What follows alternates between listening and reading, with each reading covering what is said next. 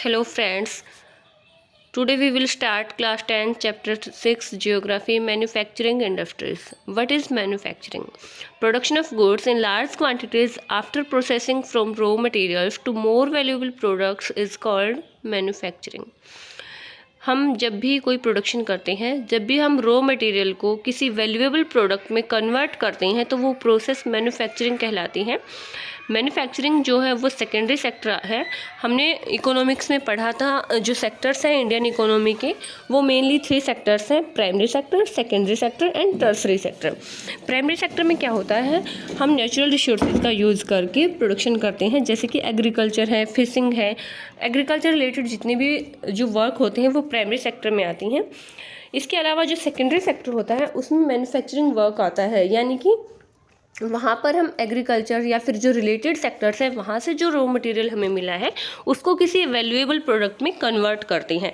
तो ये जो प्रोसेस होती है ये सेकेंडरी एक्टिविटी है और इसको क्या कहा जाता है, मैन्युफैक्चरिंग कहा जाता है। यहाँ पर हम रॉ मटेरियल को कन्वर्ट करते हैं फिनिश्ड गुड्स में। इसके बाद बात आती है इम्पोर्टेंस ऑफ मैन्युफैक्चरिंग इंडस्ट्रीज़ की। इंडिया के लिए जो मैन्युफैक्चरिंग इंडस्ट्रीज़ हैं उनका क्या इंपॉर्टेंस है। फर्स्ट थिंग क्या है, it helps in modernising agriculture. जो मैन्युफैक्चरिंग है वो एग्रीकल्चर को मॉडर्नाइजिंग करने में हेल्प करता है। देखिए पहले जो प्रोडक्शन होता था वो कैसे होता था, जो प्राइमेटिव टूल्स होते थे उनका यूज़ करके होता था, लेकिन आज जो एग्रीकल्चर की जाती है उसमें हम जो मॉडर्न टेक्नोलॉजी है उसका यूज़ करते हैं। वो सब किसकी वजह से हो पाया है, मैन्युफैक्चरिंग इंडस्ट्रीज़ की वजह से हो पाया है। ये जो हम आजकल ट्रैक्टर यूज़ कर रहे हैं, ट्रैक्टर वगैरह हैं, या फिर जो कल्टीवेटर्स हैं, या फिर और भी जो चीज़ें हम एग्रीकल्चर में यूज़ करते हैं जैसे कि पेस्टिसाइड्स वगैरह हैं, वो सब कहाँ से हमें मिलते हैं, सेकेंडरी सेक्टर से मिलते हैं, यानी कि इंडस्ट्रीज़ से मिलते हैं। तो जो मैन्युफैक्चरिंग इंडस्ट्रीज़ है वो काफ़ी हेल्प करता है एग्रीकल्चर को मॉडर्नाइज करने में। इसके अलावा जो एग्रीकल्चर है उसके अंदर जितने भी लोग एम्प्लॉयमेंट उनको मिला हुआ था, जो नई टेक्नोलॉजी है उसके आने से वहाँ पर एम्प्लॉयमेंट कम हो गया है। तो कहाँ पर ज़्यादा एम्प्लॉयमेंट जो है प्रोवाइड कराया जा रहा है वो नॉन एग्रीकल्चरल सेक्टर यानी कि इंडस्ट्रीज़ में। तो इंडस्ट्रीज जो है वो ज़्यादा से ज़्यादा जॉब क्रिएट करने में भी लोगों की मदद करती हैं और मोर इनकम जो है वहाँ से हम जनरेट कर सकते हैं। इसके बाद जो मैन्युफैक्चरिंग इंडस्ट्रीज़ हैं उसमें जो है उसका क्या इंपॉर्टेंस है इंडिया के लिए, तो जो एक्सपोर्ट हम कर रहे हैं उसकी वजह से फ़ॉरेन एक्सचेंज जो है वो इंडिया में आता है। आप सबको पता है जब हम किसी दूसरे देश के साथ व्यापार करते हैं, एक्सपोर्ट का मतलब होता है अपने देश में बनी हुई जो चीज़ें हैं उनको दूसरे देशों में बेचना। तो एक्सपोर्ट से हमारे देश में क्या है, फ़ॉरेन एक्सचेंज यानी कि विदेशी मुद्राएं आ रही हैं और हमारा जो ट्रेड है, व्यापार है, वो एक्सपेंड हो रहा है। इसके अलावा इंडस्ट्रियल डेवलपमेंट जो है वो कंट्री के लिए भी एक प्रोस्पेरिटी की भावना जो है वो जगाता है। इसके बाद बात आती है एग्रीकल्चर की। जो एग्रीकल्चर है और इंडस्ट्रीज़ हैं वो किस तरीके से इंटरडिपेंडेंट है। Agriculture and industries in India are interdependent on each other. Why, किस तरीके से इंटरडिपेंडेंट है एग्रीकल्चर और इंडस्ट्रीज़। देखिए अगर हम बात करते हैं एग्रो बेस्ड इंडस्ट्रीज़ की, तो जो एग्रो बेस्ड इंडस्ट्रीज़ होती हैं वो मेनली एग्रीकल्चर के ऊपर डिपेंड करती हैं। हम यहाँ पर एग्जांपल लेते हैं कॉटन टेक्सटाइल इंडस्ट्रीज़ का। देखिए अगर कॉटन टेक्सटाइल इंडस्ट्रीज़ का जो रॉ मटेरियल है कॉटन वो ही प्रोड्यूस नहीं किया जाएगा तो कॉटन टेक्सटाइल इंडस्ट्री जो है वो सर्वाइव नहीं कर पाएगी। यानी कि अगर कपास का जो प्रोडक्शन है वो नहीं होगा एग्रीकल्चर से, तो जो कॉटन टेक्सटाइल इंडस्ट्रीज़ हैं उनका रॉ मटेरियल कहाँ से आएगा, और बिना रॉ मटेरियल के जो इंडस्ट्रीज़ हैं वो जो फिनिश्ड प्रोडक्ट्स हैं उनको प्रिपेयर नहीं कर सकती। इसीलिए जो इंडस्ट्रीज़ हैं वो जो है इंडस्ट्री जो है इसी तरीके से, जैसे जो एग्रीकल्चर है वो इंडस्ट्रीज़ को रॉ मटेरियल प्रोवाइड कराती है, इसी तरीके से इंडस्ट्रीज जो है वो जो एग्रीकल्चर के लिए एग्रीकल्चरल इनपुट्स प्रोवाइड कराती हैं, जैसे कि इरिगेशन पंप्स हैं, फर्टिलाइजर्स हैं, इंसेक्टसाइड्स हैं, पीवीसी पाइप्स हैं, मशीन्स हैं। इसके अलावा जो अदर टूल्स हैं जो यूज़ किए जाते हैं वो सब कहाँ से प्रोवाइड कराए जाते हैं, इंडस्ट्रीज़ के द्वारा प्रोवाइड कराए जाते हैं। तो इस तरीके से हम कह सकते हैं कि जो एग्रीकल्चर है वो इंडस्ट्रीज़ के ऊपर डिपेंड करती है और इंडस्ट्रीज जो है वो एग्रीकल्चर के ऊपर डिपेंड करती हैं, यानी कि दोनों एक दूसरे के ऊपर डिपेंड करती हैं, दोनों इंटरडिपेंडेंट है। इसके बाद बात आती है फैक्टर्स की। वो फैक्टर्स कौन कौन से हैं जो किसी भी इंडस्ट्री की लोकेशन के ऊपर अपना इफेक्ट डालते हैं। तो किसी भी इंडस्ट्री की लोकेशन को प्रभावित करने वाले बहुत सारे कारक हैं। उनमें से फर्स्ट है रॉ मटेरियल। जो जिस भी एरिया में हम इंडस्ट्री लगाना चाहते हैं वहाँ पर चीप और अबंडेंट अवेलेबिलिटी होनी चाहिए रॉ मटेरियल की, यानी कि वहाँ पर रॉ मटेरियल जो है वो सस्ते दाम में हमें मिल जाना चाहिए। Second thing is labour. Availability of cheap labour is necessary for low cost of production. किसी भी इंडस्ट्री में प्रोडक्शन की लो कॉस्ट के लिए ज़रूरी है कि वहाँ पर चीप लेबर मिलनी चाहिए।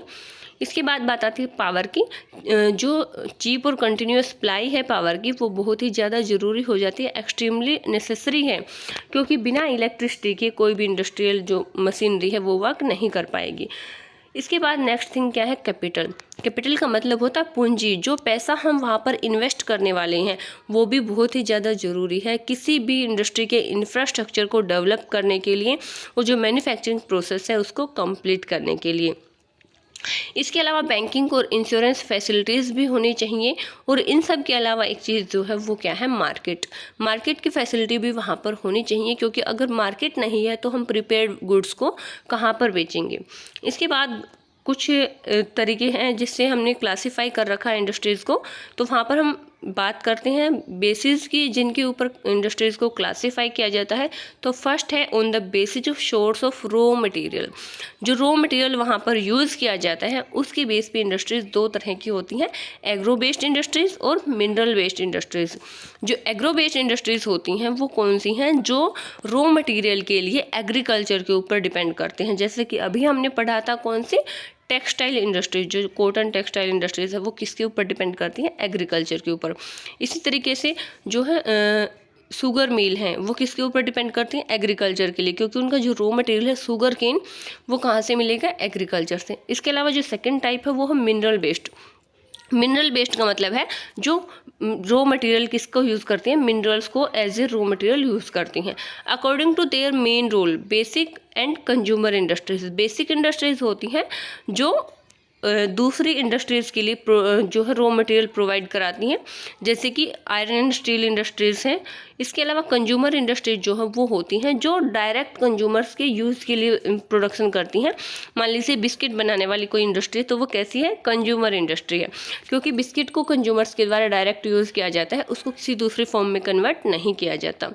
On the basis of capital investment. Capital investment के बेसिस पर इंडस्ट्रीज दो तरह की होती है, स्मॉल स्केल और large scale industries. Sorry. Small scale industries में हम जो है 1 करोड़ तक ज़्यादा से ज़्यादा रुपए खर्च कर सकते हैं, इन्वेस्ट कर सकते हैं। लार्ज स्केल इंडस्ट्रीज़ में हम 1 करोड़ से 10 करोड़ तक पैसा इन्वेस्ट कर सकते हैं। On the basis of ownership. Ownership की बेस पे इंडस्ट्रीज 4 तरह की होती है, public sector, private sector, cooperative sector and joint sector. Public sector जो है गवर्नमेंट के अंडर आती है, प्राइवेट सेक्टर किसी भी इंसान के पर्टिकुलर या फिर ग्रुप ऑफ पर्टिकुलर की हो सकती हैं। इसके अलावा कोऑपरेटिव बहुत सारे लोग अपने सहयोग से चलाते हैं, और जॉइंट सेक्टर जो है वो 2 या 3 लोग जो हैं आपस में पार्टनरशिप करके चलाते हैं। Based on the bulk and weight of raw material and finished goods. जो रॉ मटेरियल यूज़ किया जाता है इंडस्ट्रीज़ में और जो फिनिश्ड गुड्स वहाँ से हमें मिलती हैं, उनके बेस पे इंडस्ट्रीज जो हैं वो 2 तरह की होती हैं, heavy industries and light industries. Heavy industries वो होती हैं जहाँ पर रॉ मटेरियल जो लगता है वो भी भारी होता है और फिनिश्ड गुड्स जो हमें मिलती हैं वो भी भारी होती हैं। जैसे कि आयरन एंड स्टील इंडस्ट्रीज़ हैं, वहाँ पर बड़े बड़े जो है आयरन एंड स्टील के पार्ट्स बनाए जाते हैं। और लाइट इंडस्ट्रीज जो होती हैं वो कैसी होती है, उनके रॉ मटेरियल में जो है वज़न ज़्यादा नहीं होता। इसके बाद बात करते हैं हम जो इंडस्ट्रीज़ हैं उनको डिटेल में पढ़ते हैं कि किस तरीके से जो इंडस्ट्रीज़ हैं उनको क्लासीफाई किया जाता है। एग्रो बेस्ड इंडस्ट्रीज़ की अगर हम बात करते हैं तो हम बेसिकली तो पढ़ चुके हैं कि किस तरीके से क्लासीफाई किया जाता है, उनके कुछ एग्जांपल्स यहाँ पर हम देख लेते हैं। Agro based industries obtain their raw materials from agricultural products, example textile, cotton, jute, silk and woollen, rubber, sugar, coffee, tea and edible oil etcetera. इस तरीके की जो इंडस्ट्रीज़ हैं वो कैसी हैं, एग्रो बेस्ड है, क्योंकि इन सब का जो रॉ मटेरियल है वो हमें कहाँ से मिलता है, एग्रीकल्चर से मिलता है। Mineral based industries. Mineral based industries obtain their raw materials from minerals. Examples iron and steel, cement, machine tools, petrochemicals. इस तरीके की जो इंडस्ट्रीज़ हैं उनका रॉ मटेरियल क्या है? मिनरल है, इसीलिए उनको क्या कहा जाता है? Mineral based industries. 4 type of industries based on ownership. Ownership के बेस पे कौन कौन से 4 टाइप्स हैं? Public sector industries owned and operated by government agencies like BHEL, BHEL और CL। SAIL, सेल जो है वो कैसी इंडस्ट्री है? एक तरीके से कह सकते हैं public sector industry. Private sector industries are owned and operated by an individual और एक ग्रुप ऑफ इंडिविजुअल, किसी इंडिविजुअल के द्वारा या फिर ग्रुप ऑफ इंडिविजुअल के द्वारा ओन की जाती है और ऑपरेट की जाती है। एग्जाम्पल है टिस्को, यहाँ पर डबल टी है, ये TISCO है, टिस्को है, ठीक है। Tata iron and steel corporation. इसके बाद बजाज ऑटो लिमिटेड है, डाबर इंडस्ट्रीज़ हैं, ये सब किसके एग्जाम्पल हैं? प्राइवेट सेक्टर के, यानी कि किसी पर्टिकुलर इंसान के द्वारा या फिर ग्रुप ऑफ इंडिविजुअल के द्वारा उसको ओन किया जाता है। इसके बाद बात आती है जॉइंट सेक्टर इंडस्ट्रीज़ की। Joint sector industries are jointly run by the public, government and private sector. मतलब पब्लिक और प्राइवेट दोनों के द्वारा मिलकर जो चलाई जाती हैं वो कैसी हैं? जॉइंट सेक्टर, जैसे कि ऑयल इंडिया लिमिटेड है। Cooperative sector industries are owned and operated by the producers और suppliers of raw materials, workers और बोथ। देखिए जो कोऑपरेटिव सेक्टर इंडस्ट्रीज होती हैं वो या तो जो प्रोड्यूसर और सप्लायर है वो मिलकर चलाते हैं या फिर वर्कर भी उनके साथ मिल जाते हैं, यानी कि उससे जुड़े हुए जो भी लोग हैं वो सब साथ मिलकर काम करते हैं। वो कैसी इंडस्ट्रीज़ हैं? कोऑपरेटिव सेक्टर इंडस्ट्रीज है। जैसे कि शुगर इंडस्ट्री इन महाराष्ट्र में जो शुगर इंडस्ट्रीज़ हैं वो इस तरीके के ही एग्जाम्पल हैं। इसके अलावा महाराष्ट्र में जो बनाना प्लांटेशन है वो भी इसी तरीके के एग्जाम्पल्स हैं। The textile industry occupies a unique position in the Indian economy because, देखिए जो इंडियन इकोनॉमी में एक बहुत ही यूनिक पोजीशन है टेक्सटाइल इंडस्ट्रीज़ की, वो क्यों है?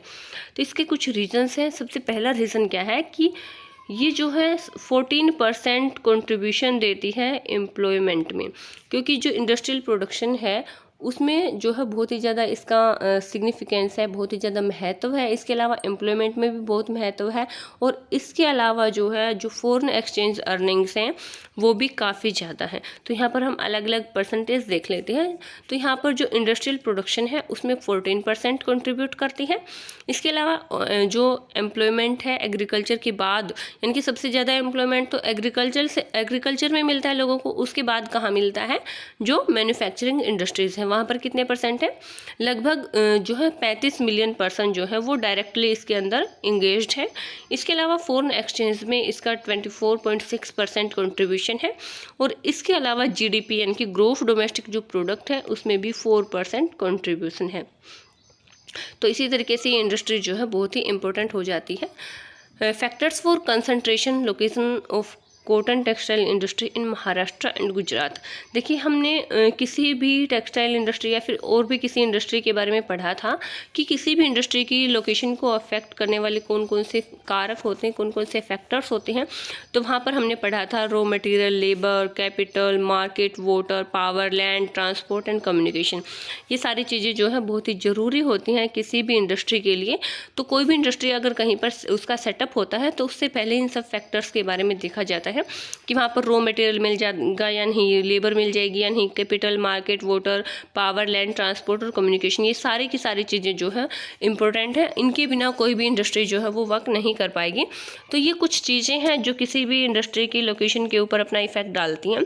तो इसी तरीके से जो कॉटन टेक्सटाइल इंडस्ट्री है उसके ऊपर कौन कौन सी चीज़ें वर्क करती हैं वहाँ पर, कि वो सिर्फ उसी एरिया में कंसंट्रेटेड है, महाराष्ट्र और गुजरात में।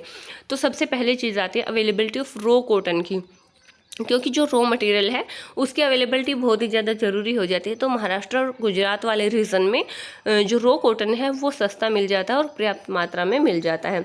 इसके बाद बात आती है क्लाइमेट की। तो जो कोस्टल स्टेट्स हैं वहाँ पर मॉइस्ट क्लाइमेट होती है और मॉइस्ट क्लाइमेट जो है कॉटन टेक्सटाइल इंडस्ट्रीज़ के डेवलपमेंट के लिए बहुत ही हेल्पफुल होती है, क्योंकि जो ह्यूमिड कंडीशंस हैं उनमें जो है धागे की वीविंग आसानी से की जा सकती है। अगर मॉइस्ट क्लाइमेट नहीं होगी, ह्यूमिड कंडीशंस वहाँ पर नहीं होंगी तो जो यार्न जो है वो क्या हो जाएगा, टूट जाएगा।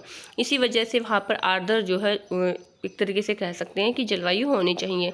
वेल डेवलप्ड ट्रांसपोर्टेशन सिस्टम, जो महाराष्ट्र और गुजरात है वहाँ पर एक पोर्ट फैसिलिटी भी मिल जाती है, कांडला पोर्ट है वहाँ पर, इसके अलावा मुंबई है, बहुत सारी पोर्ट्स वहाँ पर हैं, तो वाटर ट्रांसपोर्ट इजीली हो सकता है। और इसके अलावा जो अदर ट्रांसपोर्टेशन है वो भी मीन्स ऑफ ट्रांसपोर्टेशन वो वहाँ पर डेवलप्ड हैं। इसके बाद वहाँ पर जो है एक मार्केट मिल जाती है जहाँ पर जो फिनिश्ड प्रोडक्ट्स हैं उनको सेल किया जा सके।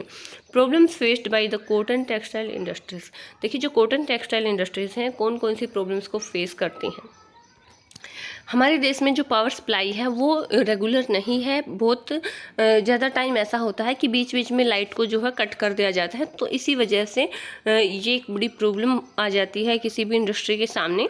इसके अलावा जो वीविंग प्रोसेस है वो जो है उसके लिए बहुत ही ज़्यादा लेबर की ज़रूरत होती है, तो जो लेबर का आउटपुट होता है वो लो होता है। क्यों होता है? क्योंकि इसमें मैक्सिमम वर्क जो है वो हाथ से करने पड़ते हैं, जो वीविंग वगैरह का है या फिर डाइंग का है, जो कपड़ों के ऊपर डाई वगैरह करने का काम है, तो वो एक ऐसी प्रोसेस होती है जिसमें लेबर का आउटपुट कम मिलता है। इसके अलावा जो है और भी बहुत सारे फैक्टर्स हैं जो इसके ऊपर वर्क करते हैं, उन्हीं में से एक है स्टिफ कंपटीशन, यानी कि जो सिंथेटिक फाइबर इंडस्ट्रीज़ हैं उनमें बहुत ही ज़्यादा कंपटीशन है, और उसी कंपटीशन की वजह से इसको इंडस्ट्री को बहुत सारी प्रॉब्लम्स को फेस करना पड़ता है। क्योंकि आप सबको पता है जिसका फाइबर अच्छा होगा वही कंपटीशन में आता है, अगर फाइबर अच्छा नहीं है तो वो तो कंपटीशन में भी नहीं आता, उसकी सेल जो है वो उसी के ऊपर डिपेंड करती है। Factors responsible for the concentration of jute industries on the bank of Hooghly. कौन कौन से फैक्टर्स हैं जिसकी वजह से जूट इंडस्ट्रीज हुगली रिवर के आसपास कंसंट्रेटेड हैं। जैसे कि अभी हमने पढ़ा था कॉटन टेक्सटाइल्स जो है वो गुजरात और महाराष्ट्र के आसपास कंसंट्रेटेड है, इसी तरीके से जूट प्रोड्यूसिंग जो इंडस्ट्रीज़ हैं वो हुगली रिवर बेसिन के आसपास कंसंट्रेटेड हैं। इसका क्या रीज़न है? क्योंकि देखिए वहाँ पर एक तो जो रॉ मटेरियल होता है जूट इंडस्ट्रीज़ के लिए वो कौन सा होता है? जूट होता है, तो वो आसपास के एरिया में, हुगली बेसिन के आसपास के एरिया में आसानी से मिल जाता है। इसके अलावा इनएक्सपेंसिव वाटर ट्रांसपोर्टेशन, जो वाटर ट्रांसपोर्टेशन है हुगली रिवर की वजह से वो इनएक्सपेंसिव है, यानी कि ज़्यादा खर्चा नहीं आता, वो वहाँ पर इजीली उनको प्रोवाइड हो जाता है वाटर ट्रांसपोर्टेशन। इसके अलावा जो है एक अच्छा नेटवर्क है वहाँ पर रेलवेज़ का, वाटरवेज़ का और रोडवेज़ का, बहुत ही वेल कनेक्टेड एरिया है ये, क्योंकि वहाँ पर ट्रांसपोर्ट फैसिलिटीज़ जो है बहुत ही ज़्यादा डेवलप्ड है, इसी वजह से वहाँ पर इंडस्ट्री ज़्यादा कंसंट्रेटेड है। इसके अलावा जो रॉ जूट है उसके प्रोसेसिंग के लिए वहाँ पर पानी पर्याप्त मात्रा में मिल जाता है, क्योंकि हुगली रिवर वहाँ पर है। Availability of cheap labour from West Bengal, Bihar, Orissa and Uttar Pradesh, Orissa, Bihar, Bengal और वेस्ट बंगाल है वहाँ से चीप लेबर मिल जाती है। कोलकाता एक पोर्ट के रूप में उभरा है, और एक पोर्ट के रूप में उभरने की वजह से ये एक ऐसा अर्बन एरिया है जहाँ पर banking, insurance and port facilities सभी प्रोवाइड हो सकती हैं, जिसकी वजह से बहुत सारी जो जूट इंडस्ट्रीज़ हैं वहाँ पर कंसंट्रेटेड है। Reasons for location of sugar mills close the fields. देखिए क्या रीज़न है कि जो शुगर मिल्स हैं वो फील्ड्स के आसपास ही कंसंट्रेटेड होती हैं।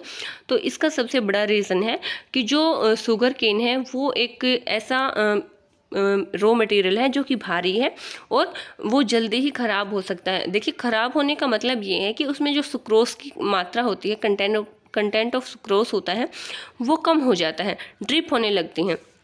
इसी वजह से वो ऐसे एरिया में होनी चाहिए इंडस्ट्रीज जहाँ से शुगर केन को लाने में ज़्यादा टाइम ना लगे। क्योंकि देखिए कोई भी अगर हम काटते हैं किसी भी शुगर केन को, अगर काटने के बाद 24 घंटे तक अगर यूज़ करते हैं तो उसमें सुक्रोज के जो कंटेंट होते हैं वो काफ़ी होते हैं, लेकिन 24 घंटे के बाद वो धीरे धीरे करके ड्रिप जो सूखना शुरू कर देता है, वो ड्राई होना शुरू कर देता है। क्योंकि अगर उसके आप जिसको रस बोलते हैं गन्ने का, वो एक तरीके से सूखना शुरू हो जाता है, और जो सुक्रोज के कंटेंट्स होते हैं उसके अंदर वो इतने नहीं रहते। इसीलिए वो क्या होने चाहिए, फील्ड्स के क्लोज होने चाहिए, ताकि शुगर केन को जल्दी से ही इंडस्ट्रीज में पहुंचा सकें। इसके अलावा बात आती है शुगर इंडस्ट्रीज की शिफ्टिंग होने की, कि वो क्यों शिफ्ट हो रही है साउथर्न और वेस्टर्न स्टेट्स की तरफ। तो सबसे पहली बात आती है शुगर केन की प्रोडक्शन की, क्योंकि वहाँ पर शुगर केन का प्रोडक्शन ज़्यादा होता है और वहाँ पर जिस तरीके की जिस किस्म के गन्ने का प्रोडक्शन होता है उसमें सुक्रोज की जो मात्रा होती है वो ज़्यादा होती है। आप सबको पता है गन्ने का चीनी या फिर गुड़ वगैरह बनाने के लिए यूज़ किया जाता है, तो उसके लिए सुक्रोज की मात्रा जितनी ज़्यादा होगी उतनी ही अच्छी होगी उसके लिए। और इसके अलावा वहाँ पर फेवरेबल क्लाइमेटिक कंडीशंस हैं जो कि बहुत ही ज़्यादा इम्पोर्टेंट होती हैं किसी भी इंडस्ट्री के लिए। इसके अलावा जो शुगर देखिए, जो हमने अभी पढ़ा था कि प्रॉब्लम्स कौन कौन सी हैं किसी भी इंडस्ट्री के लिए, शुगर मिल इंडस्ट्री के लिए, तो उसमें एक ये है सीजनल है। ये सीजनल होता है क्योंकि पूरा साल जो गन्ना है वो नहीं मिल पाता है, एक सीजनल क्रॉप होती है। इसके अलावा कोऑपरेटिव सोसाइटी जो है वो वहाँ पर वर्क करती हैं ज़्यादा, उसकी वजह से ये जो प्रोडक्शन है वो उस एरियाज़ में जो है ज़्यादा किया जाता है। इसके अलावा जो शुगर इंडस्ट्रीज़ हैं वो सीजनल है, अभी मैंने आपको बताया था। तो ये जो कोऑपरेटिव सेक्टर है वहीं पर ज़्यादा अच्छे से वर्क कर सकती हैं। और इसके अलावा जो यील्ड है पर हेक्टेयर वो भी ज़्यादा होता है साउथर्न स्टेट्स में, यानी कि अगर हम 1 हेक्टेयर की बात करते हैं तो वहाँ पर जो 1 हेक्टेयर में गन्ना प्रोड्यूस होता है उसकी मात्रा ज़्यादा होती है नॉर्थर्न स्टेट्स के कंपैरिजन में। इसलिए जो शुगर मिल इंडस्ट्रीज़ हैं वो ज़्यादातर साउथर्न स्टेट्स की तरफ शिफ्ट हो रही हैं। आयरन एंड स्टील इंडस्ट्रीज़, देखिए जो आयरन एंड स्टील इंडस्ट्रीज़ होते हैं वो एक बेसिक इंडस्ट्री है और उसको जो है अदर इंडस्ट्रीज़ की बैकबोन भी कहा जाता है। तो बैकबोन इंडस्ट्री कौन सी है? आयरन एंड स्टील इंडस्ट्री है, क्योंकि एक ऐसी बेसिक इंडस्ट्री है जो अदर इंडस्ट्रीज़ के लिए भी क्या करती हैं, जो है प्रोडक्शन करती हैं। देखिए कोई भी अगर इक्विपमेंट बनाने वाली इंडस्ट्री है, जैसे कि फ़ैन बनाने हैं या फिर कोई और भी इक्विपमेंट बनाना है, कोई भी मशीनरी बनानी है, तो उन सब के लिए जो आयरन है वो कहाँ से मिलेगा? आयरन एंड स्टील इंडस्ट्री से। स्टील भी वहीं से मिलेगा। तो इन सब मेटल्स का जो प्रोडक्शन वो जो ये भारी इंडस्ट्रीज़ होती हैं उन्हीं में होता है, इसीलिए इनको बेसिक इंडस्ट्रीज़ कहा जाता है या फिर जो है बैकबोन ऑफ अदर इंडस्ट्रीज़ कहा जाता है। अब बात आती है कि ये जो आयरन एंड स्टील इंडस्ट्रीज़ हैं ये छोटा नागपुर प्लेटू वाला जो रीजन है उसके आसपास क्यों कंसंट्रेटेड है? तो सबसे पहला रीज़न है कि वहाँ पर आयरन ओर की कॉस्ट लो है। लो क्यों है? क्योंकि वहाँ पर माइंस हैं और माइंस से आसानी से कम कीमत पर आयरन ओर को प्राप्त किया जा सकता है। Higher grade raw materials in close proximity, देखिए वहाँ पर जो रॉ मटेरियल है वो अच्छी ग्रेड का मिल जाता है। इसके अलावा वहाँ पर चीप लेबर मिल जाती है और जो मार्केट है वो भी वहाँ पर है, अवेलेबल है। होम मार्केट में उसको जो है अच्छे से सप्लाई कर सकते हैं जो फिनिश्ड गुड्स हैं। इसके अलावा ट्रांसपोर्ट नेटवर्क भी वहाँ पर अच्छा है। पावर की भी अवेलेबिलिटी है, जो पावर सप्लाई है वो भी अवेलेबल हो जाती है, क्योंकि ये जो रीजन है इसमें बहुत सारे थर्मल और हाइडल पावर प्लांट्स हैं। थर्मल पावर प्लांट्स कौन से होते हैं? जिसमें थर्मल एनर्जी प्रोड्यूस की जाती है। थर्मल एनर्जी का मतलब है हम कोयले को जलाकर उससे थर्मल एनर्जी इलेक्ट्रिसिटी बनाते हैं जो हम यूज़ करते हैं। इसके अलावा हाइडल पावर प्लांट्स जो होते हैं उसमें पानी से यानी कि जल विद्युत बनाई जाती है। पानी जो रिवर वगैरह है उनके ऊपर डैम बनाकर हाइडल पावर जनरेट की जाती है। इसके बाद बात आती है लिबरलाइजेशन की और एफडीआई की। लिबरलाइजेशन का मतलब होता है उदारीकरण, गवर्नमेंट की ऐसी पॉलिसी जो इंडस्ट्रीज़ के अकॉर्डिंग हो। और इसके अलावा एफडीआई यानी कि फॉरेन डायरेक्ट इन्वेस्टमेंट, यानी कि विदेशी निवेश। दूसरे देशों से भी जो एमएनसीज वगैरह हैं वो वहाँ पर निवेश करती हैं, इन्वेस्टमेंट करती हैं। इसके बाद बात आती है एल्यूमिनियम करैक्टरिस्टिक्स की। देखिए जो एल्यूमिनियम है वो एक लाइट मेटल है, इसको जो अदर जो मेटल्स हैं उनकी जगह पर भी यूज़ किया जाता है। जितने भी जो भारी धातुएं हैं उनकी जगह पर आजकल जो है लाइट मेटल्स के रूप में एल्यूमिनियम का ही यूज़ किया जाता है। इसके अलावा ये एक बहुत ही अच्छा कंडक्टर है हीट का। इसके अलावा मेलेबल है। मेलेबल का मतलब है ये फ्लेक्सिबल है, इसको किसी भी फॉर्म में कन्वर्ट किया जा सकता है, लचीला है। इसके अलावा अगर इसके अंदर कोई दूसरी धातु मिक्स कर दी जाती है तो ये और ज़्यादा स्ट्रॉन्ग बनाया जा सकता है। Uses of aluminium, it is used for manufacturing aircrafts. Aircraft बनाने में किसका यूज़ होता है? एल्यूमिनियम का। क्यों? क्योंकि इसके अंदर जो वेट होता है वो बहुत कम होता है, लाइट वेट मेटल है, इसीलिए इसका एयरक्राफ्ट बनाने के लिए यूज़ किया जाता है। इसके अलावा it is used for making utensils and packing materials. जो पैकिंग मटेरियल है और जो यूटेंसिल्स हैं उनको बनाने के लिए भी एल्यूमिनियम का यूज़ किया जाता है। वायर बनाने के लिए यूज़ किया जाता है। इसके अलावा इसको जो स्टील, कॉपर, जिंक और लेड के सब्स्टिट्यूट के रूप में भी यूज़ किया जाता है। इलेक्ट्रॉनिक इंडस्ट्रीज़, देखिए जो इलेक्ट्रॉनिक इंडस्ट्रीज़ हैं वो ऐसी इंडस्ट्रीज़ हैं जिसमें इलेक्ट्रॉनिक प्रोडक्ट्स को प्रोड्यूस किया जाता है, जैसे कि ट्रांजिस्टर सेट्स हैं, टेलीविजन्स हैं, कंप्यूटर्स हैं, इनको बड़े लेवल पर जो है प्रोड्यूस किया जाता है। ये जो है टेलीफोन एक्सचेंज भी हो सकते हैं, टेलीफोन्स हो सकते हैं, सेलुलर टेलीकॉम्स हो सकते हैं, रेडियोज़ हो सकते हैं, और इसी तरीके के और भी अदर इक्विपमेंट्स जो हैं वो यहाँ पर बनाए जाते हैं। तो ये जो इंडस्ट्री है बहुत ही इम्पोर्टेंट है, क्योंकि मेट्रोलॉजिकल डिपार्टमेंट में भी इसका यूज़ किया जाता है, डिफेंस में भी इसका यूज़ किया जाता है, और यहाँ पर बहुत ज़्यादा एम्प्लॉयमेंट भी लोगों को प्रोवाइड कराई जाती हैं। और यहाँ पर जो फॉरेन एक्सचेंज है वो भी जो है फास्ट ग्रो कर रहा है।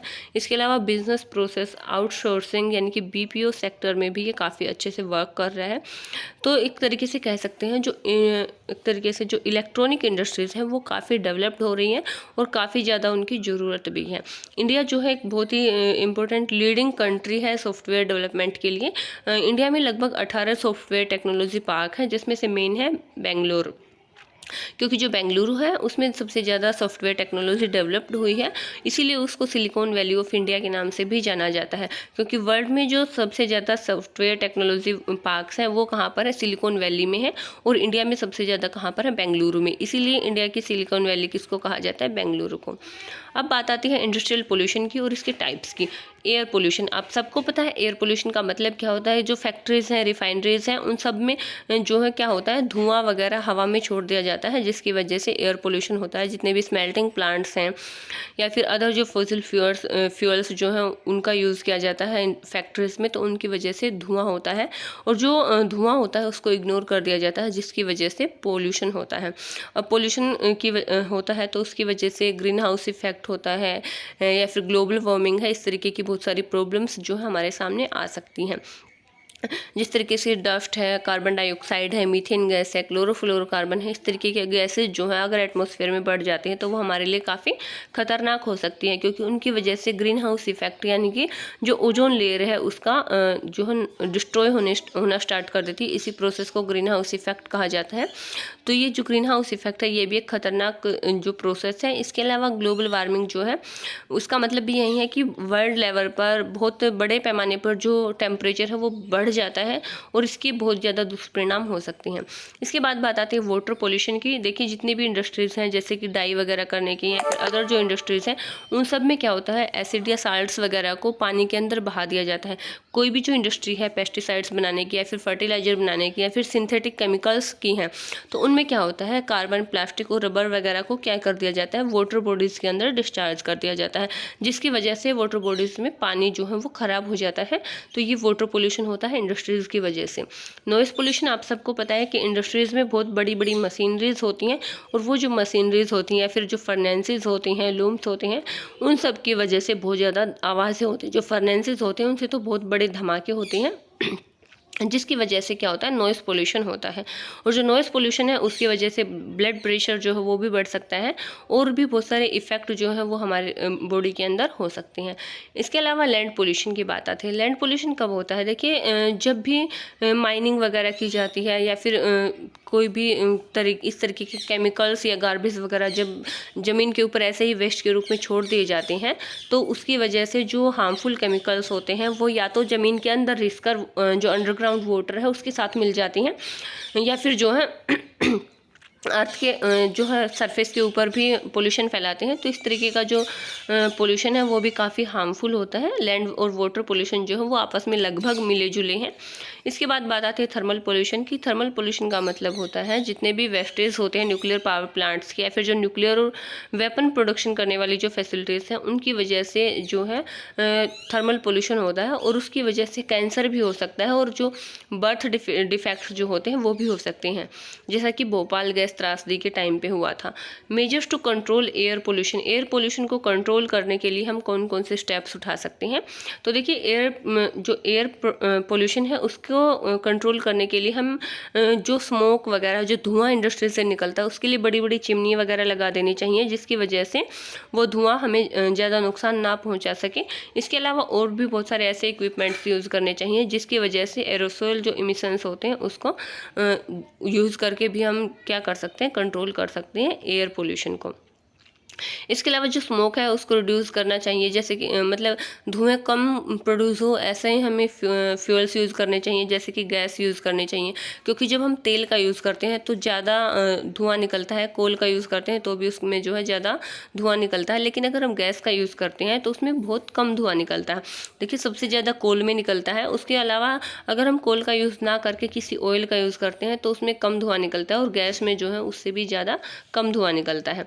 Water pollution caused by industries can be controlled by, किस तरीके से कंट्रोल किया जा सकता है वाटर पोल्यूशन को? तो वाटर पोल्यूशन को मिनिमाइज करने के लिए हमें एक ऐसी प्रोसेस का यूज़ करना चाहिए जिससे हम रीयूज कर सके वाटर को, रिसाइकलिंग जो हो उसकी कर सकें। यानी कि एक बार जब वाटर को यूज़ कर लिया तो उसको दूसरे किसी फॉर्म में या किसी दूसरे वर्क के लिए हम यूज कर सकते हैं। तो रीयूज और रिड्यूस और रिसाइकिल, ये 3 ऐसे मेथड हैं जिससे हम वाटर या फिर और भी किसी तरीके का जो पोल्यूशन है उसको सोल्व कर सकते हैं, उसको रोक सकते हैं। इसके अलावा rain water harvesting, rain water harvesting का मतलब है कि जब बारिश होती है तो उस पानी को हमें छतों पे इकट्ठा कर लेना चाहिए, और उसको जैसे कि राजस्थान में किया जाता है, पानी रेन वाटर को छतों के ऊपर इकट्ठा कर लिया जाता है और फिर पाइप लगाकर उसको किसी बड़े होज में इकट्ठा कर लिया जाता है और पूरा साल उसको यूज़ किया जाता है। इसके अलावा वाटर के लिए कुछ ऐसे टेक्नोलॉजीज को यूज़ करना चाहिए जिससे हम कोई भी प्राइमरी जो ट्रीटमेंट है उसको अपनाकर कोई मैकेनिकल एक तरीके से प्रोसेस करें, जिसकी वजह से किसी भी तरीके का जो यूज्ड वाटर है उसको हम प्यूरिफाई करके दोबारा से यूज कर सकें। इसके बाद बात आती है proactive approach adopted by the national thermal power corporation. NTPC ने कौन कौन से सुझाव दिए हैं ताकि हम नेचुरल एनवायरनमेंट को, रिसोर्सेज को बचा सकें? तो उसमें सबसे पहला जो सुझाव है वो क्या है? तो उसमें सबसे पहली बात आती है कि हमें ऐसे इक्विपमेंट्स का यूज करना चाहिए जो लेटेस्ट टेक्नोलॉजी वाले हैं, जिसमें जो है अपग्रेडेड हैं, जो अच्छे इक्विपमेंट्स हैं उनका हमें यूज़ करना चाहिए। इसके अलावा जो हमें जो वेस्ट है उसका मिनिमाइजेशन करना चाहिए। मतलब हमें जैसे कि एस यूटिलाइजेशन है, मान लीजिए कोई भी हम खाद वगैरह डाल रहे हैं तो वो ऐसी होनी चाहिए जो हार्मफुल ना हो। इसके अलावा जो ग्रीन बेल्ट्स हैं वो भी प्रोवाइड कराने चाहिए ताकि इकोलॉजिकल बैलेंस जो है उसको मेंटेन किया जा सके। इसके अलावा एनवायरमेंटल जो पोल्यूशन है उसको भी रिड्यूस करना चाहिए, जैसे कि पॉन्ड मैनेजमेंट है, इस सब चीज़ों के ऊपर ध्यान देना चाहिए। वाटर रिसाइकलिंग सिस्टम होना चाहिए, लिक्विड वेस्ट मटेरियल जो मैनेजमेंट है वो भी होना चाहिए, प्रॉपरली वर्क करने चाहिए सारे के सारे मैनेजमेंट। इसके अलावा जो इकोलॉजिकली मॉनिटरिंग भी होनी चाहिए, ऑनलाइन डाटा होना चाहिए सभी का। जितने भी पावर स्टेशंस हैं उनमें जो मैनेजमेंट है वो बहुत ही अच्छे तरीके से किया जाना चाहिए। Steps to minimise the environmental degradation caused by industrial development, जो इंडस्ट्रियल डेवलपमेंट की वजह से एनवायरमेंटल डिग्रेडेशन हो रहा है, एनवायरमेंटल की जो हानि हो रही है उसको किस तरीके से कम किया जा सकता है? तो सबसे पहले हमें क्या करना चाहिए? Minimising use of water for processing by reuse and recycling in 2 और मोर सक्सेसिव स्टेजेस। हमें जो पानी है उसको दोबारा से यूज़ करना चाहिए। अगर हमने एक बार वाटर को यूज़ किया है तो उसे हमें किसी दूसरे काम के लिए प्यूरिफाई करके यूज़ कर लेना चाहिए। अगर हम वाटर की रिसाइकलिंग करेंगे तो उसके लिए हम क्या कर सकते हैं? पानी को सेव कर सकते हैं। यानी कि जो पानी है उसे उतनी ही क्वांटिटी वाले पानी से हम किसी ने और काम में भी उसको जो है यूज़ कर सकते हैं, दूसरा काम भी जो हमारा पूरा हो सकता है। इसके अलावा रेन वाटर हार्वेस्टिंग में मैंने अभी आपको बताया था, जो डोमेस्टिक और इंडस्ट्रियल वाटर है उसकी रिक्वायरमेंट को कंप्लीट करने के लिए हमें क्या करना चाहिए? बारिश का पानी जो है उसको इकट्ठा कर लेना चाहिए। इसके अलावा पानी को गर्म करके या फिर प्यूरिफाई करके जो है जो रिवर और पॉन्ड्स का पानी है उसको जो है साफ़ करके हम यूज़ कर सकते हैं। इसके अलावा और भी बहुत सारे ऐसे प्रोसेस हैं जिससे हम एक तरीके से कह सकते हैं कि एनवायरमेंटल डिग्रेडेशन को रोक सकते हैं। इसके अलावा जो है हम इंडस्ट्रीज़ में, फैक्ट्रीज़ में एक ऐसे पाइप जो है चिमनियाँ वगैरह बना दी जाए जिसकी वजह से धुआं काफ़ी ऊपर तक जाए। और इसके अलावा जो इलेक्ट्रोस्टैटिक प्रेसिपिटेटर्स होते हैं उनका यूज़ करना चाहिए। इनसे क्या होता है, गैस के अंदर जो भी धूल मिट्टी होती है उसको अलग किया जा सकता है। इसके अलावा जो है इंटरनल जो सेपरेटर्स होते हैं उनका यूज़ करना चाहिए ताकि धुआं जो है वो कम किया जा सके। और हमें कोल की जगह पर इंडस्ट्रीज़ में किसका यूज़ करना चाहिए? गैस का यूज़ करना चाहिए या फिर ऑयल का यूज़ करना चाहिए, ताकि हम क्या कर सकते हैं? पोल्यूशन को कम कर सकते हैं। तो यहाँ पर हमारा चैप्टर जो है वो फिनिश होता है। उम्मीद करती हूँ कि आपको समझ में आया होगा। Thank you, have a good day.